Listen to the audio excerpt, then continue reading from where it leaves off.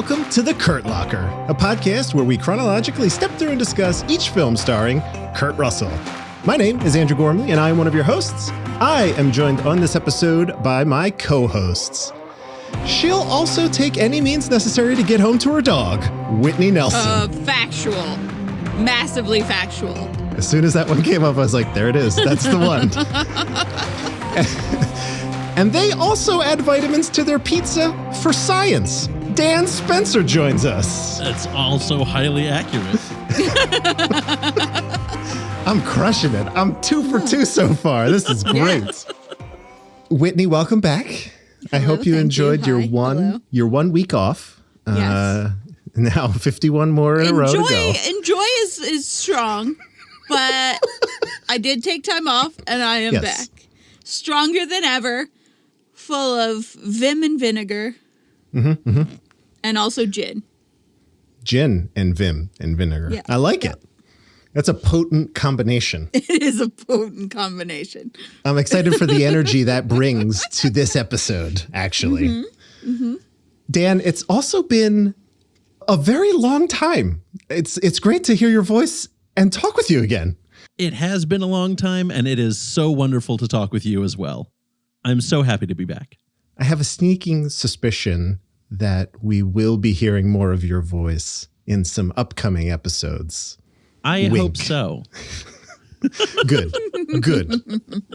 So, astute listeners, I've been dropping breadcrumbs the whole time, this whole season, about what's coming up. So there's another one, if you didn't pick up on the hint. I'm excited to talk about this. This is our last episode of season 1, or our last movie of season 1. Then we do some fun stuff next week. But let me get into the contact info and housekeeping, and then we'll kick this thing off proper. So, as always, I want to mention you can find the podcast at 12and24.com. That's the numbers 12and24.com. You can email us, kurtlockerpod@gmail.com, or hit us up on Twitter @kurtlockerpod. You can also join us on Discord and chat in real time. That's 12and24.com/Discord. I tweet that link out pretty regularly, or I share it on Facebook or wherever. And every time I do, like 2 or 3 more people roll in. So it's just a matter of tweeting at the right time of day to get you all in here to chat with us. That's all it really is. It's just a time of day thing. It's just, you got to game the algorithm a little bit to show up in the right people's feeds at the right times. And it's a process. One tweet is not going to get in front of everybody. That's right. Then look, you're listening right now. Maybe you're listening in your car. You don't want to sign up for Discord. But if you're just sitting around listening at home, on your couch or wherever, just tap the link. Just tap the artwork for the episode right now, and it will take you to our Discord. It's like email address and a password, and you're in. That's it. If you're driving, though, don't do anything on your phone, please. No, just listen to us. Just enjoy. Let us help you get to your destination, you know? But if you're at work right now, like take a small break from work. You've earned it. Just take a small break, pop on, and join the Discord, and come talk with us. Join Discord on the company dollar. Right. Can you get paid to join Discord? Come on. That's a win-win right there. That's the dream. That is the dream. That is really the dream. That's it. And finally, if you want to support us with just a moment of your time for free, please share the show with your friends, rate and review us on iTunes, bring more folks into the fray. That's always a lovely thing people can do for us. And it makes all the difference in the world. So, we get in more people's ears, and everyone, we share the love. Even if you don't listen on iTunes, if you have the motivation mentally, go on iTunes and rate us. Because that's still where the ratings count the most. Yeah, Whitney, I don't know. I don't assume that you listen to every episode, especially the ones you're not on, because I wouldn't if I were. There's only been one that I haven't been on. That's true. I just want to let you know, last week, the saga of Lane Train gets even better. Train. Now I have to listen. No, I'll just sum it up for you really quickly. Okay. It's really incredible, and I love it. Yeah. Remember how Lane Train gave us a confusing review, and then it was a confusing review, and then clarified the review. Lane Train clarified the review again last Tuesday or something like that. Okay, and said, and updated the review. The title of the review is exactly the same. Great show. The body of the review is this. This show gets better every week. And that's it. So Whitney, congratulations. This is the best show we've ever done. Dan, this is a momentous occasion for you on the best show we've ever done. I am honored. I love Lane Train.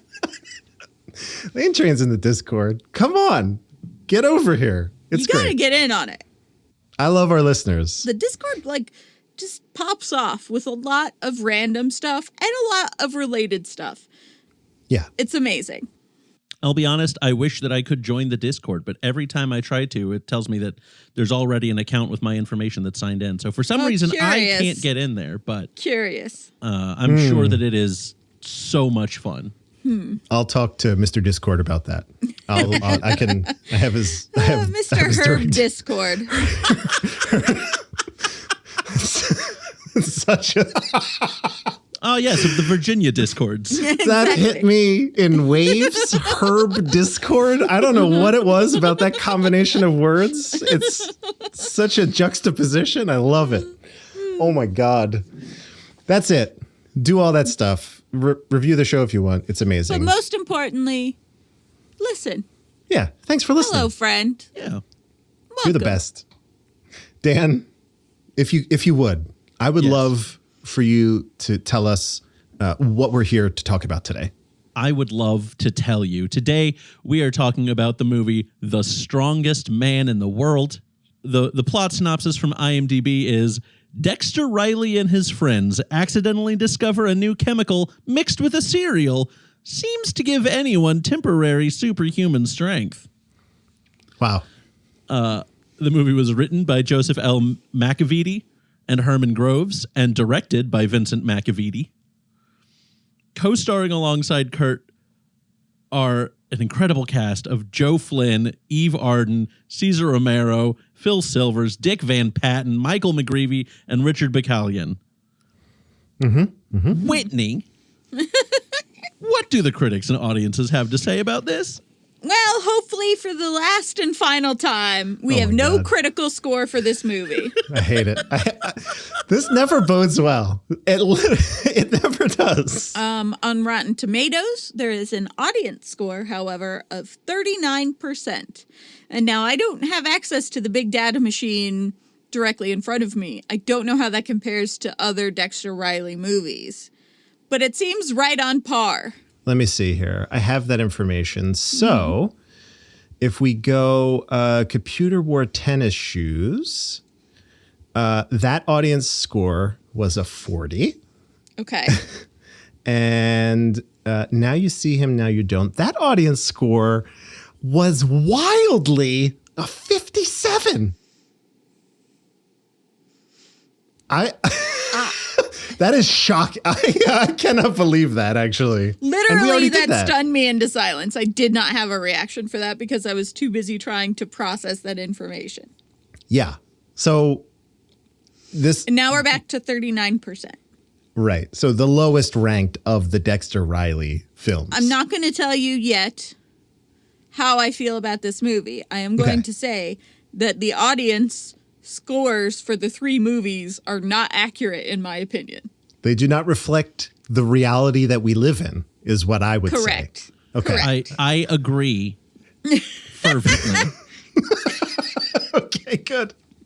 So we do have a snippet of a 1975 New York Times review of this movie where Vincent Canby wrote, a Walt Disney comedy based on the old magic formula story that served the company well through thick, in parentheses, the absent-minded professor, and thin, in parentheses, the computer wore tennis shoes.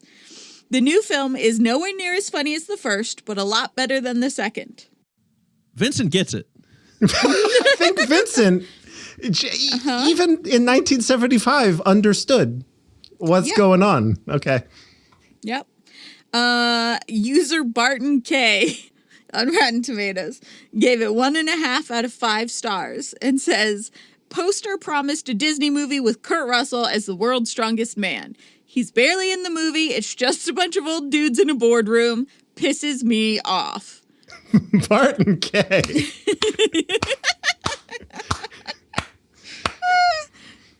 Yeah. Barton K also gets it. Yeah. Yeah. Listener Claire's mom, also known as Sue, had a few thoughts about this movie. Wow. And said it was like watching a series of vaudeville skits strung together. It was all stuff that they'd done before, except maybe they'd done it better. And the overall movie goes nowhere because the story is somehow even weaker than the computer wore tennis shoes. That's brutal. And for the first time ever, Claire's dad chimes Claire's in. dad? And in parentheses, Claire writes that he's saying this while hollering about how this can possibly be made in the same era as The Godfather Part 2 and Jaws.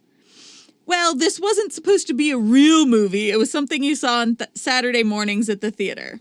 I actually think that was Claire's mom, Sue, commenting to Claire's dad, who was hollering. Oh, okay. Either way, context, this is made in the same era as The Godfather Part 2 and Jaws. Yeah. And it also is not a real movie. I'm going to go out on a limb here and say Claire's parents get it. Yeah. Yeah. I think we have 3 examples of people just getting it, right? Getting it. Yeah. Oh my gosh. Oh my gosh. Dan, it's been a minute since we've heard from you, just on the podcast in general. So I'd love for you to kick things off about, just at a high level, I guess, did this movie work for you?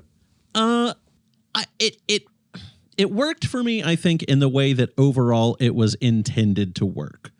By which I mean it was lighthearted fun. It was silly. It did get a couple of genuine chortles out of me. And I mean, I would say it's more of a Joe Flynn movie than a Kurt Russell movie. But really, this movie is an homage to just pulling the wildest faces. And I love that. I love making faces. And the people in this movie make incredible faces. And so I'd say overall, it worked for me for those reasons. Okay. Will I watch it again? No. It does not have that level of like rewatchability. But I'm glad that I watched it the once. Yeah. Have you seen the other 2 films in the trilogy? Are you familiar with them as well? Okay. Yes. All right. I've been watching them along with y'all, even though I've not been, Tasked. tasked to. I can't. God bless you. Oh my God. I had seen the computer wore tennis shoes a while back when I was younger, and I remember enjoying it a lot more than I think was deserving. And then, oh boy, now you see him, now you don't. It's a mess. Yeah. But anyway. Definitely, I think the weakest of the 3. Now you see him, now you don't. Yeah, Like, I'm just without going to come question. out and say it. That's the weakest of the 3. For me, it would be 1, then this one, then 2. For me personally. I agree. Okay. But Whitney thinks they just go down a linear decline. I think this one, I think as far as, like, they're all endless shenanigans and pratfalls and pulling faces. And that's all any of the 3 of these movies are. The first one, The Computer Wore Tennis Shoes, had the most coherent plot. 2, with the house painting and the whatever, and I just couldn't with 2. This one I do feel like was better produced overall, just as far as tightness of story and editing and whatever. It played better and felt like a faster movie than 2 did. But it's also far less Kurt Russell.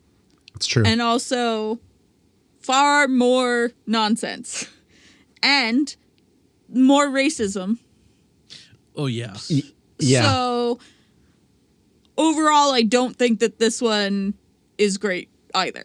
Any way you slice it, whether it's better than 2 or not, I feel like that's a debate between what gets you through a movie and what doesn't get you through a movie. I think 3 is better in a lot of movie making aspects, but also is not as fun to watch because it is just a bunch of dudes in a boardroom the whole movie. Just dudes in boardrooms for all of it. And not any Kurt Russell, who has blossomed into manhood between the last movie and this movie. He sure has. Yeah. I think this is a pattern that we have now seen where all of these Disney, and specifically these McAvity, whatever these 2 guys are, there just seems to be about 20 minutes of filler in everything they do. Like they can't pull off a feature length necessarily. So they're like, let's just have 20 minutes in a boardroom, or let's have these guys hanging off a ledge for 20 minutes. Or in the last movie, Superdad, as I opined about last week, there's like 20 minutes of like this guy's job that has no relevance to the story whatsoever. This movie kind of, I agree with Dan in that I'm not taking these films super seriously. Like I'm not looking at them with like an incredibly critical eye. So it's fine. It was fun. I had a good time, but I certainly felt the lack of Kurt in this one. Like, and I think we said this before too, Whitney, on Now You See Him, Now You Don't, where they gave Joe Flynn a lot of this movie. And I still firmly believe that guy works better in much smaller doses. Yeah. I think he's an incredible comic talent, but do I want to watch him? Yeah. Do I want to watch him do stuff for 20 minutes, like flip around a boardroom and chop a table in half? No, not really. Like that diminishes it for me because they've given him too much. I think the special effects are, I don't know, the second one had more practical effects that I found really enjoyable and held up more than the computer wore tennis shoes, which is just a computer superimposed inside his brain. And then this one had a lot of wire work, and the wire work was very clearly wire work. Yeah. Every other thing they did as a practical prop looked amazing. Like the light post bending over, or the stuff he did in the boardroom with the weights where he like has it on its end and then tips it over sideways and whatever. That's clearly just a light prop. Yeah. And it looks amazing because he's a good actor and can pull it off. Anything that had wire work was very clearly wire work. No one was neutral in acting like they were on wires. You could tell every single one of them was uncomfortable and on wires. I will say, I don't know if you two noticed this. So I watched this on Disney Plus because it was on there, which is great and very convenient. There were straight up, in my estimation, some shots of this movie that were just completely out of focus. Like, it was nuts. Like they would cut to, it was mostly in the beginning when they would there were like cutaways to Joe Flynn reacting to stuff. And I'm like, this shot is unusable, but they're they didn't have the coverage, I guess. I don't know. This clearly 2 is like blatant and 3 is just overt. This is a money grab. They've made the same movie 3 times, and I do not think they have improved upon it since the first one any of those times. So I really think that there's less Kurt Russell. There's blurry shots. I just feel like they rushed through this in order to get that third movie out. And I don't know if it's because Kurt Russell was aging or because it was just a money grab. But I feel like while this one was overall tighter in the producing and like the camera angles and the whatever. Yeah. There's a lot of stuff that's like, they got one shot and it's out of focus, but they have to use it anyway, so they do, and stuff like that. It felt very rushed, this movie. They did not try to find a unique angle on it that made it a little bit different. I feel at least Now You See Him, Now You Don't had a little bit of this is different than the first one. This one did not have any of that. Yeah. Like what you said about the gags in Now You See Him, Now You Don't. At least there was ingenuity there about like, how many times can we convey that an invisible car just went by? We could break a fence. They could drive through paint. They could land in a pool. Like that kind of stuff was really neat. This was like, they lift things up high 7 times throughout the film. It's like, okay. And I had a really, really hard time. And again, so I've been made fun of my whole life for what I can suspend disbelief for and what I cannot. Because I will take just about anything without even hesitating as far as wild and outrageous plot concepts and whatever. But then the little nitty gritty things that stick in my craw are always random. They're not random to me, but anyway. Putting the strong juice in the car to make it go faster made me so angry. I knew it. Oh, it made me so angry. You can't make a car stronger with strong juice. Can't you? No. It didn't make it stronger. It made it faster. It's car science. It's not Whitney. car science, though. It's very It basic is not car science. Niacin does nothing to a car. This is your in Now You See Him, Now You Don't, dipping the glasses in the invisibility fluid. This is and being this able is that to still same see hill. through them. Yeah. No, the prescription doesn't work if it's invisible. Honestly, I'm still more mad about the glasses and Now You See Him, Now You Don't than I am about the car. But I am mad about the car because there's nothing in it that makes a car go that is the same that makes a human strong. That's it. I have nothing else to say. I get it. Those two are not combinable. And they were like, no, we're going to combine them. And I was like, can't you just have him run? Like, if he's so strong, can't he, like, push the car back and run faster than the car can go or something? There's ways to do it that are easier than I know how to get the car to go faster, pour the strong juice in the gas tank. Sure. That's just going to make the car die. I honestly thought not going to make it go faster. I honestly thought that he was going to run, kind of like, or like, kind of like maybe the Incredible Hulk, where it's like 2 steps and a bound, and like, he just like, he can kind of get there because he's super strong, you see. Yeah, with his like crazy long leaps, that's fine. Or like $6 million man, like the beep, beep, beep, beep, beep, beep, run, that's fine. There's so many ways to do it. He could have jumped onto like an airplane, like a low-flying crop. You know what I mean? Like there could have been a crop duster and he's like, I can just hang on to this because I'm so strong. There's so many weird, silly ways that you could get there that are not making the car go fast with the strong juice. When he like kicks through the bottom of the car and brakes with his feet, I was seriously convinced they were going to pull a Flintstones on us and have him Me too. run. And honestly, that would be fine. That would have been so great. If they had Like a done that in the skateboard. beginning, that would have been way better than him pouring strong juice in the gas tank. The thing about that did work for me was that the car was literally in pieces at the end. And I really thought that was pretty funny. Like it got so much power that it literally fell apart. And I like that. But I agree. And I did think of you the moment that happened. I was like, Well, at least Whitney, my brand is strong. I was like, this might be the one. This might be the thing that Whitney. It was. It was the thing. There was a joke that made me laugh very, very hard. And I don't even remember the context of it. The dean is saying something about the cow needing to relax or something. I don't remember what it was. But then the students all kind of chuckle. And he's like, don't humor me. I know that wasn't funny.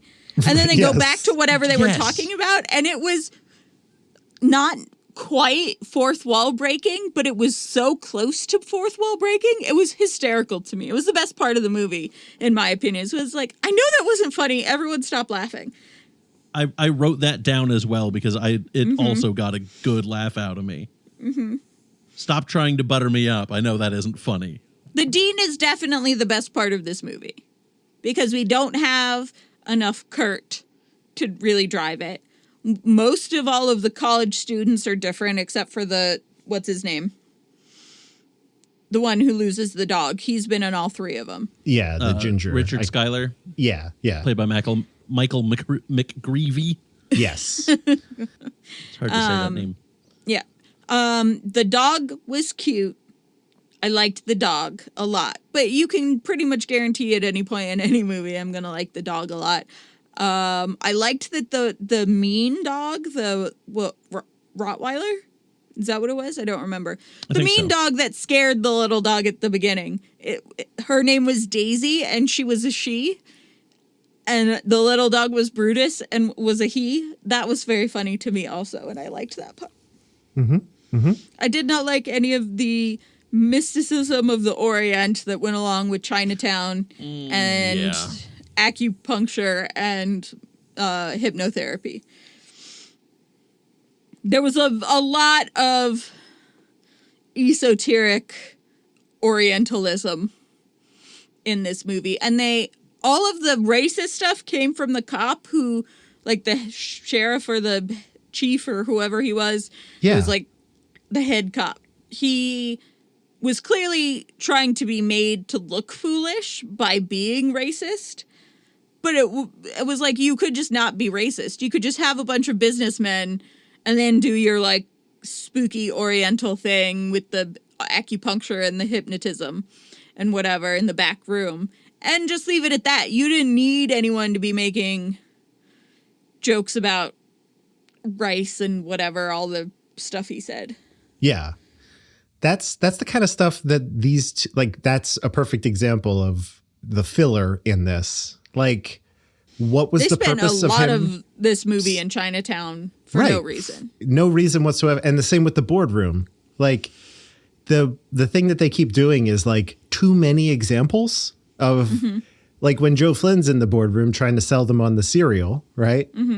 Did we need him to lift the weights and swing from the chandeliers and chop the table? I know everything. I know that comedy is great in threes, but, like, this was like 300 things that he did. But also that sort of like ethnicity-less Oriental music that played every time anyone tried to karate chop. Also unnecessary. Yeah. Like, just have him try to karate chop the table. Just have him try and hit the table. It does not need to be a whole like do and a karate chop and a whatever like. Yeah, we didn't need any of that. And there wasn't any of that in the first two movies, so I don't know why we added it in this one. It's these two. It's these two. The Macavides. I was done with their shit at the last movie, which they also wrote and directed. And it was, as I told Eric, is like, it became increasingly obvious that it is an assembly line and that they don't care. So I'm like, it's very difficult for me to look at it, like I said, critically. So I do have a question, Andrew. Yeah. Are we going to do a segment talking about whether or not Kurt Russell is attractive? Whitney? Yes. I thought you'd never ask. I'm going to, here. A brief moment of, is he hot in this one? You just want to know what movies is he pretty in? That's a heavy burden for me alone to bear. Maybe just his character in the last one bugged me enough that I didn't think he was as dreamy. He's very dreamy in this film. I can't with this intro. Is he hot in this one? It might be the best 30 seconds that I've ever laid into digital format of any kind. I know people really like Pop Quiz Asshole in Cool Breeze Over the Mountains, and I know that's a banger, but this this is like right there with it. Maybe just over it as far as I'm, Whitney, I don't know if you're aware of this. In your absence last week, Eric and I were tasked with this question. We still ran the segment in your honor. And we determined that, yes, he was hot. Not in a traditional way and not throughout the whole film, but he became hot at the end. So in this movie, what are your thoughts? Is he hot in this one? Yes. Yes. This is the first time that Dexter Riley is attractive. And I know it's because between the last movie and this movie, he has become a man. He's gone from being like an attractive teenager to like a man. Like he has a jaw now. His neck got thicker. He's clearly heading toward the like Snake Plissken thing. And you can see it happening. And he's not Dexter Riley-ish in this one. And I don't know what I mean by that other than he's not in it very much. And he's not kind of a whiny weirdo. I don't know. Yeah. I don't like Dexter Riley in the first two. But he's in this one, though. But in this one, he's not really Dexter Riley. He's more just side part Kurt Russell, and he is very attractive. All right. Like I said earlier, blossoming into manhood. There you go. And I'm here for it. Dan, you seem to agree. You seem to agree with this estimation. I'm in full agreement. Yes, it's the more defined jawline, and I think the jaw was like the big features, thing. Yeah, the like, jaw was real good. Had something in my throat there. Don't know what that was. But yeah, there's just a lot that really works for him in this. I would say, especially at like the very end, with the weightlifting like scene. He's a mess because of just riding in the supercar. But like still, it's just like it just works. It just works for him. He is hot in this one. All right, I agree. It's unanimous here. I don't think I've necessarily ever disagreed. I just think he's a good-looking guy. And then, well, that's the thing is, I think it's not controversial when I say yes, he was hot in this one. I think it's more controversial when I say no, he wasn't hot in this one. And I can't necessarily always pin my finger on why it's yes and why it's no, because overall the answer is yes, he's an attractive man. When I talk about his Christmas movies, I call him Hot Santa. Which, it has a lot to do with the character. It's the charisma. It's the energy that he's bringing to it. Well, and he has charisma that he brings to everything. He's got that little twinkle in his eye that's like always appealing. But some characters he plays are less appealing and some are more. And also the hair. The hair has a lot to do with it. Like I said, I'm very unsure how things are going to shake out for this segment when we get into Mullet Town. Because that's kind of prime Kurt Russell age, but also prime mullet time. And I generally do not approve of mullets. So we'll see how it goes. I don't know. His hair has played a big part in it. So in his like late teens, early 20s so far. So we'll see how it goes in the next season. Yeah. All right. This is great. It was a little out of order. I'll take the blame for that. Usually, is he hot in this one? Comes before our thoughts, but we kind of just like rolled right into it. We were anxious to talk about this one. Yeah. As like the third in the series. We all had opinions we needed to share first. Yeah. Before we move on to the next thing, I want to ask you both a question, because I sat down after this one, and again, I felt like a little bit better about this one than Now You See Him, Now You Don't. But overall, I still think Computer is the best, not technically the best or whatever, but like the most fun to watch as far as I can tell. But I want to talk about Medfield College, because I was thinking about this and the theme of these three Insolvency? movies. Yeah, the dean is awful at his job. They were absolutely right to want to can his ass. And also making the college like get paid by a corporation for this incredible discovery, like that. There's all sorts of like ethical things happening there, but at even a higher level than that, I want to talk about merit and earning it, and how this college does not do that. Because everything they have done to get money so far has exploited some loophole. And I just want to know how that makes either of you feel, because I'm conflicted about it. They won the contest because he was a computer. Okay. They were able to, I don't even really know what they did with the invisibility. They stopped a crime, I guess. And then in this one. Here's the thing. No college should be like at a make or break moment whether the school is going to continue based on the prize money that students may win in like a knowledge trivia competition. Right. Like it should never be on the students to save the school, whether it is solving a crime, which is clearly not in the purview of students at a college, or it's winning a competition, or whether it's selling basically like a opportunity for advertising to a cereal company. Like, none of these things are things that should hinge the entire fate of a college on. It should be in the budget year over year. And that has bothered me every time. Yeah. The message is like almost pro cheating. Like, it's not quite that explicit, but like, thank God they cheated so they were able to live to fight another day. And I'm just not super sure that that's a good message. I don't know. Well, I also don't think putting it on the students to like keep winning their education is a thing that I agree with. I don't think that like these students should be fighting to live another day if their school is shit. And not that was what I was gonna say, is like, great, you live to fight another day and keep going at this pretty janky school. Way to go. I hope you're ready in another few months when you need to pull another $6,000 out of your asses to save the school.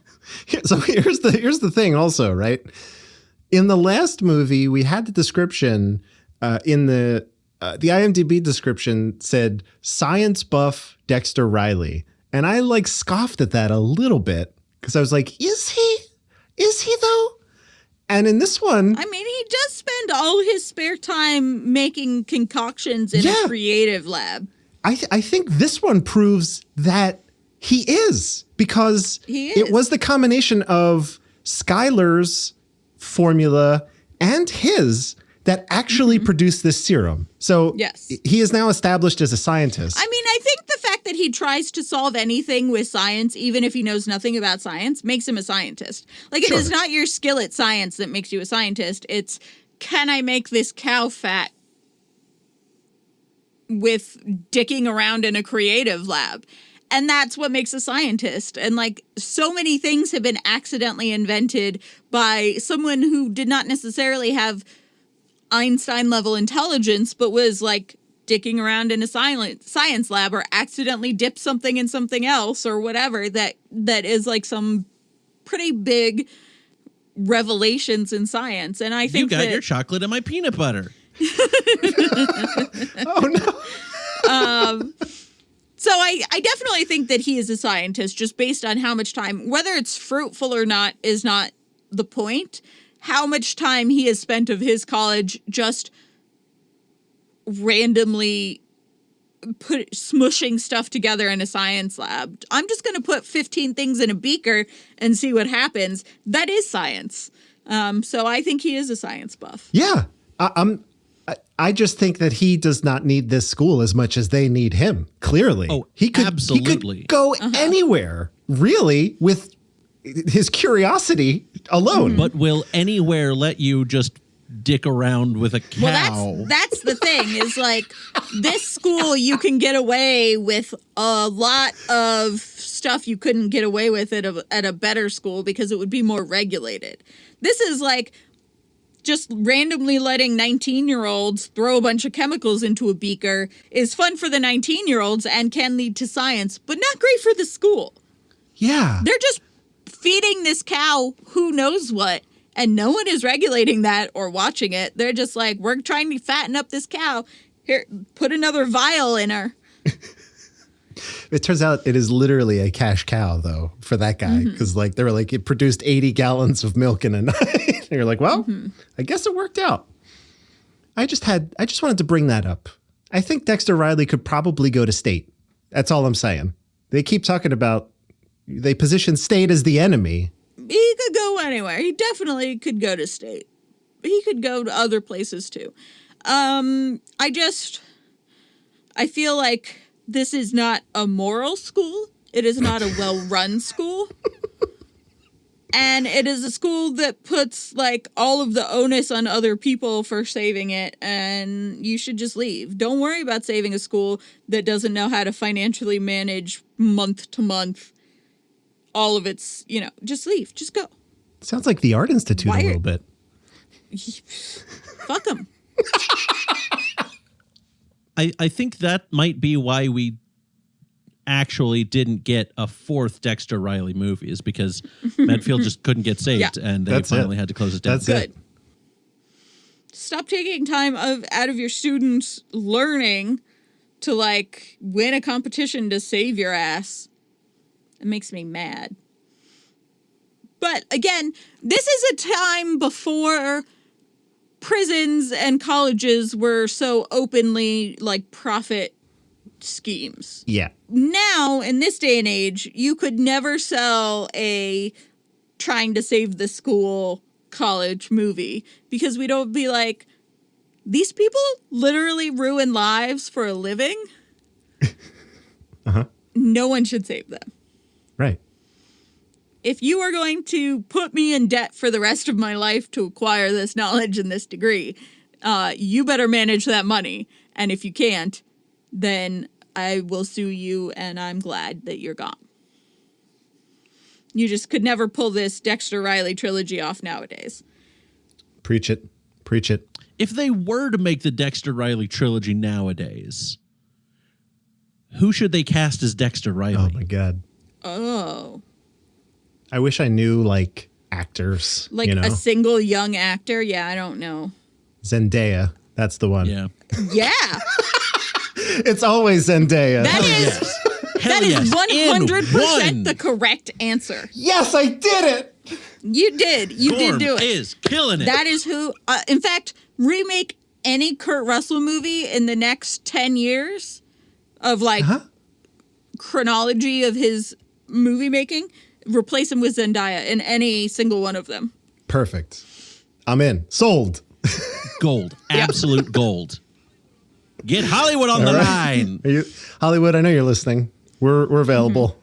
We've got a solid gold picture for you.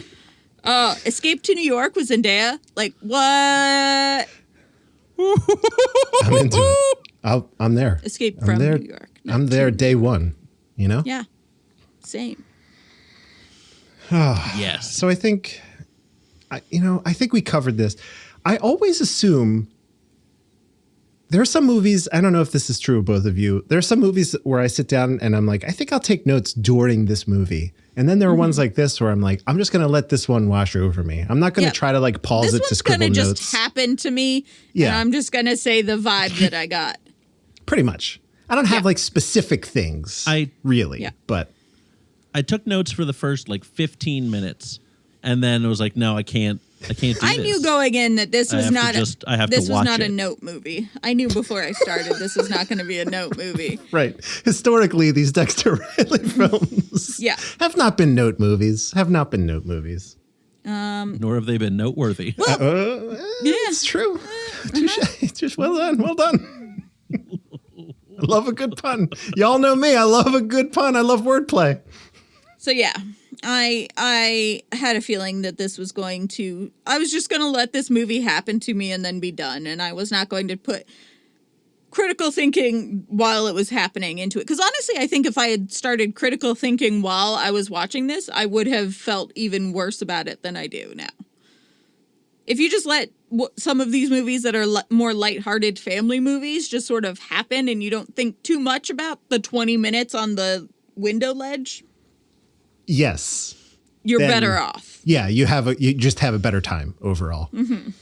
Like the one and only genuine original family band, when I was 22 minutes in and I was like, I have to count how many songs have happened in these first 22 minutes, that made it worse for me. That made the movie worse for me when I was like critically stopping and looking at what is the plot, what is happening, why are there so many songs. If I just let it happen to me, it may be higher than the last place on the list. Probably not, though, because I do empirically think it's the last place on the list. Yeah, it started tearing at the seams as soon as you started noticing things. Yeah.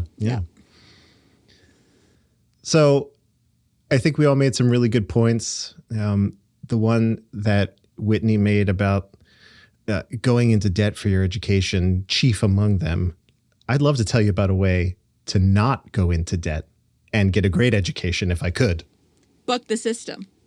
Holy shit. How about Skillshare? Boom, I did it. Seamless transition into an ad. Seamless transition. You know what really is the best indicator of a seamless transition? When you stop your transition to talk about how seamless it was. I love Yes. it. That's when you know That's it when was you a know you seamless nailed it. transition. I'm Yeah. never going to read what they send me. Even though No. they're like, hey, you could try this. No, I'm not. Let me We do it won't my try way. it. You can't make us. Skillshare. In fact, let me make a class on podcast transitions to ad Yeah. reads. How about I'm going that? to take you to class, Skillshare. Teach you a thing or two. We have talked about Skillshare on many of our episodes, and I can't believe that they are still letting us. It's incredible. Skillshare has 3 top-tier categories that are create, build, and thrive. You've heard me talk about this before. You could basically learn anything you want on Skillshare. They have over 30,000 classes on anything and everything. I don't think we've had a guest or Whitney think of something that you couldn't learn No, on we have Skillshare. not once come up with something that there isn't a class for. Here's what I will say. Yeah. Here's how I feel about it. This is going to be a wild summer of vaccinations and reintegration and a bunch of people not knowing how to act socially. And I think we really need to focus on the thrive part of create, build, thrive. I think that everyone needs to go out and get some sunshine. It is hot girl summer. I think everyone needs to figure out what their new place in society is and how to interact with people and how to make out with people. And I guarantee you there's some Skillshare about that. Oh, yeah. Hey, that checks out. Focus your thoughts and your energy and your time, whether it's on Skillshare or not, but preferably on Skillshare, to figure out how to thrive this summer. Get Thrive. out and be back in the world again. Yes. We've been hibernating for a year, and it was good, and it was necessary, and it saved somebody's life, whether you know it or not.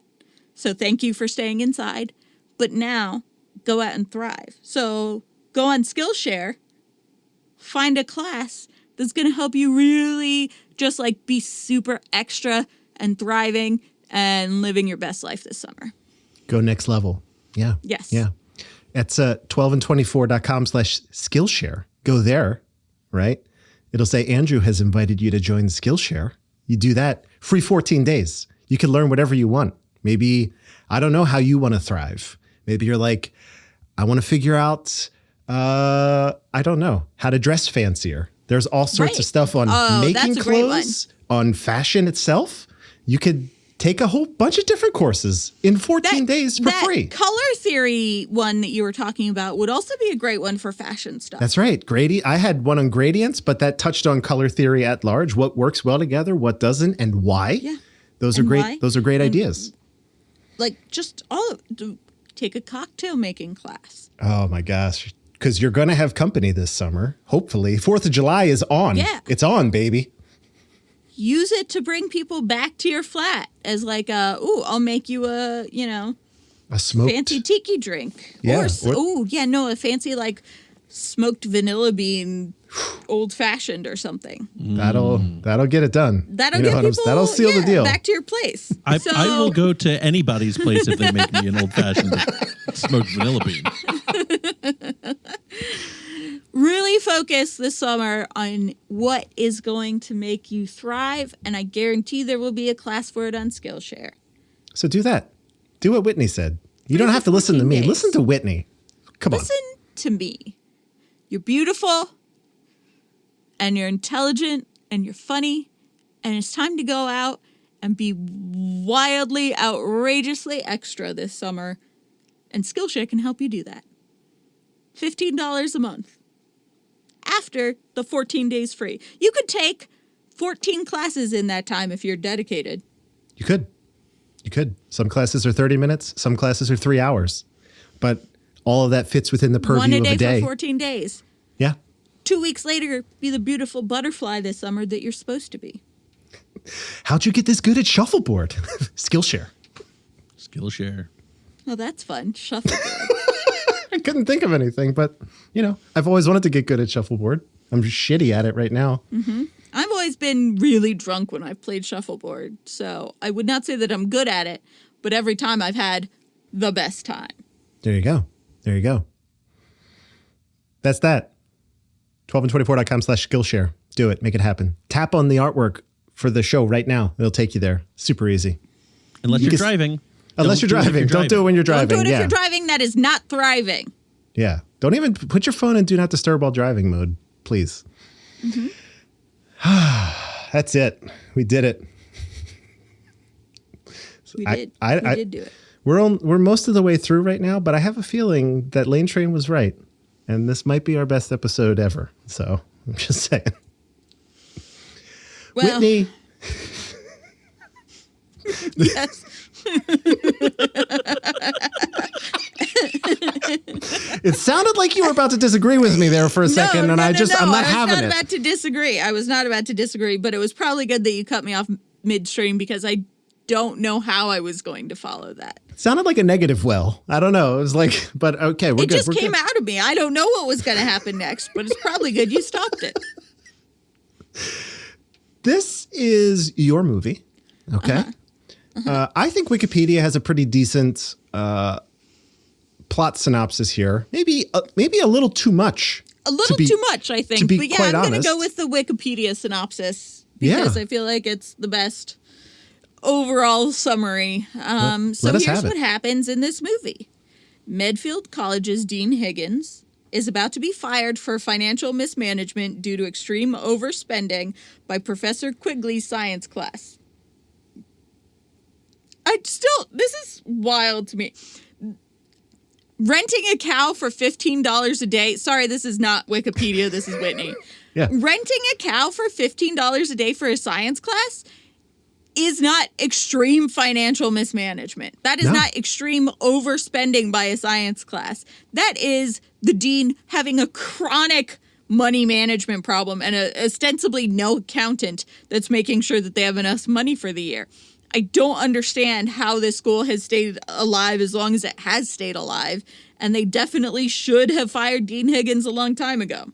Yeah. Anyway, they're renting a cow as a test subject. That's why Professor Quigley's class is like over its budget. They're feeding it various concoctions to try to make it fatter. In a rage, Higgins fires Quigley, then threatens to have his entire class thrown out of college. When the dean slams the door as he leaves, Dexter Riley's chemical experiment mixes with that of another student, Richard Schuyler, and his vitamin cereal mix. When the cow eats some of the cereal into which the mixture has leaked, the students learn that the cereal gave the cow the ability to produce a huge supply of milk, over 80 gallons. When Dexter eats it the next morning, he gains super strength, as does the fraternity house's pet dog. Dexter shows the dean and Quigley his super strength by picking up an obese kid in a chair. I hated that part, too. I forgot about that part because I was so focused on all the Chinese racism and mysticism. Yeah. The whole thing with the fat kid, who really was not even that fat. No, well, that's what I was a little confused. Thing. I was like, what? Yeah. Was that kid's name Elmer, I think, maybe? Elmer. I don't know. And I was like, why are they giving this kid so much shit? It's fine. It's not fine. No, I mean, it's weird that it's weird that they, I don't know. He was not obese. It's like. He was not obese. Yeah, that's like chubby, the weird thing. Not obese. Sure. Anyway. Dexter picks that kid up in his chair in his right hand and Schuyler with his left hand. And Higgins jumps on this as an opportunity to get Medfield out of its financial slump and keep the Board of Regents from firing him. He takes the formula laced cereal to the board of the Crumply Crunch cereal company and demonstrates its effects to the board and its president, Aunt Harriet Crumply, who's played by Eve Arden. And she does a lot of good, like, face making. You know, as Dan said, there's a lot of face pulling in this. She does a good amount of it. I don't understand the whole aunt thing. That seemed to be like a whole thing, but the whole board called her aunt. They were definitely not all cousins. Anyway, that's neither here nor there. The Eve Arden Cereal Company decides to advertise the powers of the formula-laced cereal by challenging Crinkle Crunch, who is a rival cereal company run by Mr. Kirkwood Crinkle, to a competition between their sponsored weightlifting team and Medfield's, which does not currently exist, to see which cereal can give the other greater strength. Crinkle sponsors the well-funded State College, who has been the rival through all of these movies. Crinkle has a mole, Harry, played by Dick Van Patten, who is on the inside, who tells the Crinkle president about the formula. He's like, they're gonna sandbag you. They have a formula, scientific formula that's making the cereal strong. It's not the cereal itself. Yeah. So he hires A.J. Arno, literally fresh out of prison. Picks him 10 up seconds. in 10 the seconds prison out of lot. prison. Yeah. So he hires A.J. Arno and one of his goons. This Wikipedia says some of his goons, really just his one goon, who is also getting out of prison the same time as A.J. Arno, to steal the formula. They break in, but are almost caught before they can get the formula. They then kidnap Skylar, as no one knows that Dexter's chemical was the vital ingredient of the formula rather than Skylar's vitamins. They take him to Chinatown, where they use Chinese torture. No, it's just acupuncture. Huh? Again, there's a lot of opinions. If there's one thing that I've learned so far in this Kurt Russell podcast, it has nothing to do with Kurt Russell, but about what things Wikipedia will allow, like personality judgments and whatnot. Of course. Like, they're so against biased reporting and won't let you use anything that has like emotional language. And I've dealt with Wikipedia professionally, and they are so particular about certain things. And then in these movie summaries, they're like, Chinese torture. No one cites that. That's not a thing. It does not happen. They do not torture this guy. In fact, they specifically make a point of him being pleasant and happy while this happens. Anyway, so they use Chinese torture and hypnotism to get the formula. They then hypnotize him to return home and forget everything that happened to him and not tell what happened.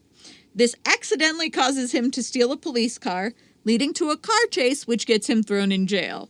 Fortunately, without Dexter's chemical added in, the formula Crinkle Crunch has in the cereal does not give super strength. When Crinkle tries it, he ends up breaking his hand. While he berates the mole on the phone, the mole realizes that if they do not know the formula doesn't work, Medfield doesn't know either, and they will lose the weightlifting competition because they don't have the right formula. Mm-hmm. On the day of the competition, Dexter realizes it was his formula that gave the cereal super strength, not Skylar's. So he's like, I gotta go get it. But the competition has already started. In trying to take off to get it to the lab to get it quickly, he takes the dean's beautiful but slow vintage car. Again, that's more opinion. And when he finally gets there, he is confronted by Arno and 10 of his goons. By drinking some of the formula, Dexter is able to beat up all the men and then uses Harry to strike Arno and his men down like bowling pins. Mm-hmm. He hears on the radio that he must return to the contest in 4 minutes or Medfield will forfeit. He adds some formula to the car's fuel tank, which it makes race off at high speed, shedding parts as it goes. He makes it in time to compete last, but the car is a complete wreck. Medfield is losing badly, but Dexter uses the last of his super strength to lift the 1,111-pound weight and win it for Crumply Crunch and Medfield. Higgins and Quigley get to keep their jobs. Arno is imprisoned for a third time. And the scheming Crinkle breaks his hand again after eating the wrong cereal and thinking that he has the super strength. The end. Yeah. Yeah. I want to point out when it gives us that end of the synopsis just saying he breaks his hand again, the end. That is literally the end of the movie. It is a freeze frame on his scrunched up face in pain. Yeah. The cereal's still in his mouth. There's literally crumbs Yeah. of cereal in his freeze frame mouth. It was horrifying. It was bad. It was a bad freeze frame. Mm-hmm. Interesting. I might toss that freeze frame in the Discord for reference. So we'll see what we can come up with. Oh boy. Okay. Well, let's see how this part goes. Whitney, I want to preface this by saying that thus far of the Dexter Riley trilogy, you and I have recommended both films. So given that, are you recommending this one? Yeah, I mean, it's the same movie. Yeah. It's the same plot points. It's the same characters, like the same main characters. You're seeing the same random 20 minutes of nothing that has nothing to do with the story. Like, they're all fine, fun family films that if you don't look at them too hard, go by quickly and are entertainment. I also recommend this one in that same light. I don't recommend watching all three of them. Okay. It's a conditional recommend. Yes, I don't think anyone should watch all three of these movies in a row because they're the same movie and it's very repetitive and boring. But I do think if you're like looking for a movie to watch on a family movie night, you can't really go wrong with any of these. I would suggest that this is the last one on the list, just mainly because of all of the like Oriental mysticism stuff. Yeah. Like the other two do not have any racism. And as hard of a time as I had with the sort of Chaplin-esque house painting slapstick, I think that puts it a notch below the others. That's fair. That's fair. All right. So that's a recommend. But overall, yes, recommend. All right. Dan, I'm curious. Are you recommending this movie? Yes, for the same reasons. I mean, I would recommend taking an afternoon to an evening of just watching all three of these back to back. Just having a Dexter Riley power hour, and just like experiencing it for the sake of experiencing it. I think it's worthwhile. It's fun. Like, it's mindless. Like, if you, how about this? Do just literally all of your laundry. All of it. And fold and put away that laundry while these movies are playing back to back. Yeah. That will be productive. It's mindless, quite mindless fun. Go for it. Okay.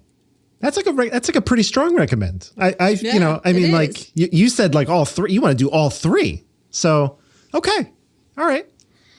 I'm going to recommend this, but not anywhere near as full-throatedly as my co-hosts. I'm more with Whitney. If you watch the Computer Wore Tennis Shoes, you're good. Stop. That's it. Stop. It's still so far number one on my list. Yeah. Watch that one, and then you don't need to watch any of the other ones. You could randomly pick out any one of the three and be okay, but like just watch the Computer Wore Tennis Shoes and stop. Yes. I think that's probably the smart play. But yeah, these are not movies that you really have to think too hard about. So, no harm, no foul. If you're like, I need to experience the Dexter Riley cinematic universe, I guess that's a fine way to spend an afternoon. But just know that you're in for a lot You're in for the same movie 3 times in an afternoon, which, I mean, some people have done that. Yeah. That's fair. There are. I dated someone once who watched Reservoir Dogs 4 times in one day. There you go. There are some people that can do that. I can't. With my ADHD, I can barely make it through N. Single movie. Yeah. One movie is a big ask for Whitney. So the same movie 3 times, 4 times, not happening. But yeah. Good for you if that's your thing. As long as you know that there is almost one movie's worth of nothing that you're going to watch in the 3, then just know that going in. But otherwise, they're fun. And it's cool to see, if you just watch these 3, you literally see Kirk grow up. It's crazy. It's like, not as much as we have, but like you see him as essentially like a young man to like almost, you're like, wow, that's really Kurt Russell right there. That's nuts. So, yeah, I recommend, but talk to me tomorrow and maybe that answer will be different. Whitney, where on your rankings? Actually, let me ask you this. Superdad. So I was going to watch it just specifically for this segment so that I could weigh in on where it falls into my Kurt Russell rankings. Missing one episode just seems like I should watch that movie so that I still have the full and complete record. But then I talked to Eric right after you guys watched and recorded the last episode, and Eric was like, don't do it. You dodged a bullet. You Smart. don't have to watch it. Don't watch it. And I was like, you know what? You're right. I've gone through a lot in watching all of these movies. If there's one that I'm off the hook for, I should take that opportunity. So I have not watched Superdad. Sure. I will rate it. I love it. At the bottom of the list. At the very bottom. I'm just going to come out guns a-blazing and put it below the one and only genuine original Family Band. I'm not even upset. Because I think, even if it is as bad as that movie, the one and only genuine original Family Band has a couple of catchy songs. Yeah, I could say Superdad definitively does not. So there you go. So there you go. That's my ranking for Superdad. Okay. My ranking for The Strongest Man in the World, I'm putting it between Now You See Him, Now You Don't, and Follow Me, Boys. Okay. I could say that's where it's going for me as well. So our top 5, our top top 5s at this point remain the same. Identical. 3 of the 5 are Dexter Riley films. So take that. It's been a rough first season of this podcast. We are about to get into some very heavy hitters and some very weird, silly stuff and some things that I've never seen before. But it's been a weird first season. Yeah. We've seen some really not great movies. It's true. So far, we have not seen a single movie, though, that I think is worse than the worst of the Keanu Reeves movies. I know. None of these have made me full of vitriol like some of Keanu's worst movies. Like, these are bad, and some of them that I would never recommend anybody watch, but none of them made me angry that I watched them. Okay. I mean, maybe I got a little bit angry at the one and only genuine original Family Band. You didn't see Superdad, though. So I didn't see Superdad, and maybe I would be angry about that one. I but was I did angry. put it last on my list. You ranked it worse than me. Yeah. But I was angry. I was actively angry at throughout most of Superdad. So Dan has an interesting list for a couple reasons. Dan has pre-populated future films into their list. So Just the movies that they have seen correct, yeah. of Kurt Russell's. But it means that it's number 1 is The Thing. Yeah. Number 2 is Without Escape question. from New York. Without Again. question. Number 3 is Miracle. These will not change. So Number 4 is Tombstone. So where on your list of 10 movies that is The Thing, Escape from New York, Miracle, Tombstone, Escape from LA, The Fox and the Hound, Follow Me Boys, The Computer Wore Tennis Shoes, Guardians of the Galaxy Volume 2, and Overboard do you put The Strongest Man in the World? yeah. Well, in the same way that my top 3 will not change, my last one will not change. Overboard will always be in last place. Really? Interesting. Interesting.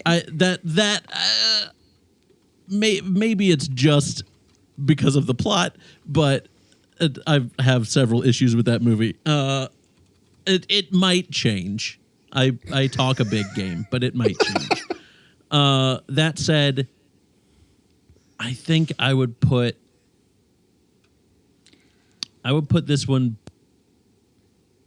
just below Computer Wore Tennis Shoes. Oh, there you go. Okay. I like it.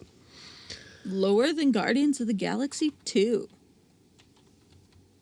Or higher, I mean. Yeah. Just one You'd above. rather watch this again than watch Guardians of the Galaxy 2? Oh, that's a good point. We haven't locked it in yet. It's not locked in until I say it is. So you have time to change it. And then there's always a reckoning. It could happen at any point. So let me know. What are you thinking? Yeah, that's fine. Okay.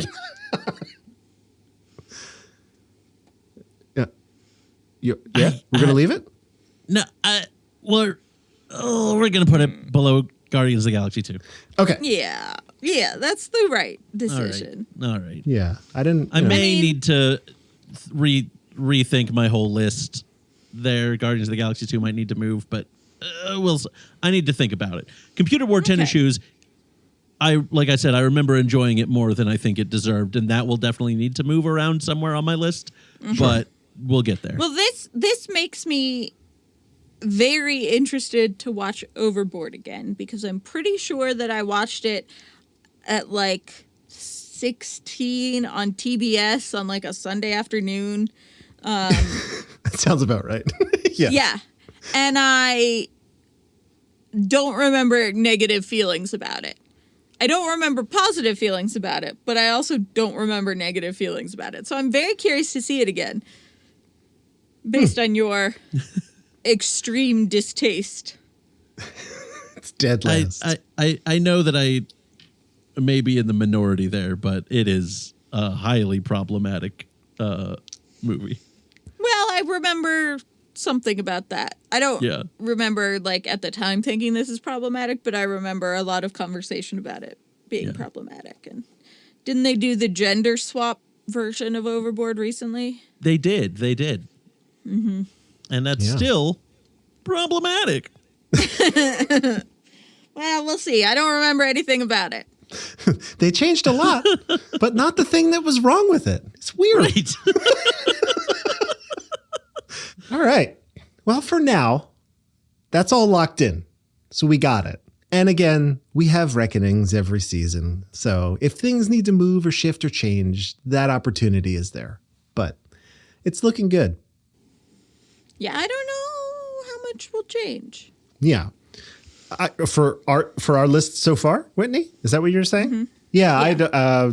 I mean, we're going to have the reckoning out of, just habit at this point, but it'll just be full of fun facts more than like list The Guns changing. and the Heather might move up for me in retrospect. That's an interesting one.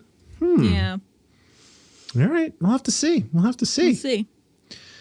So that brings us to next week, actually, where we will have our reckoning episode. If you're not familiar with that, that is where Whitney and I, and maybe a guest, I don't know, we just review this first season. So You hear us make reference to the big data machine. I'm always taking notes about things. So we have all sorts of little fun facts about this season so far, if you've been listening along, following along.